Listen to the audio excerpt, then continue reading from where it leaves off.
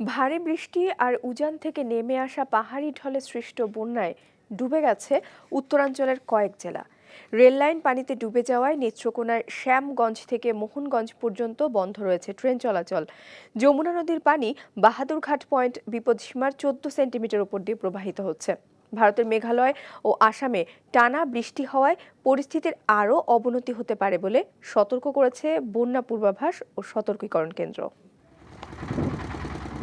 ঢাকা মোহনগঞ্জ রেলপথের বারহাট্টা এলাকায় বন্যার পানিতে সেতু ভেঙে যাওয়ায় বন্ধ রয়েছে রেল যাতায়াত। নেত্রকোনার মোহনগঞ্জে আটকা পড়েছে ঢাকাগামী হাওর এক্সপ্রেস ট্রেন ও লোকাল ট্রেন। এছাড়া দুর্গাপুরে বন্যার পানিতে এক যুবক ডুবে যাওয়ার পর এখনো কোনো সন্ধান মেলেনি।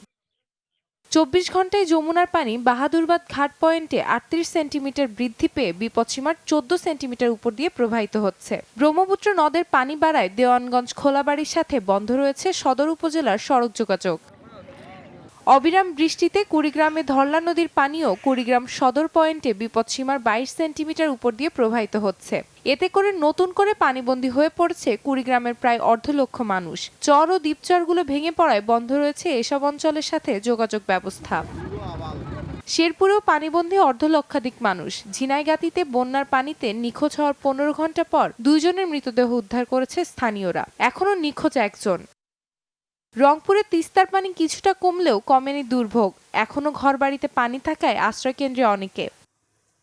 ভারতের মেঘালয় ও আসামে টানা বৃষ্টির কারণে বন্যা পরিস্থিতি আরও অবনতি হতে পারে বলে সতর্ক করেছে বন্যা পূর্বাভাস ও সতর্কীকরণ কেন্দ্র।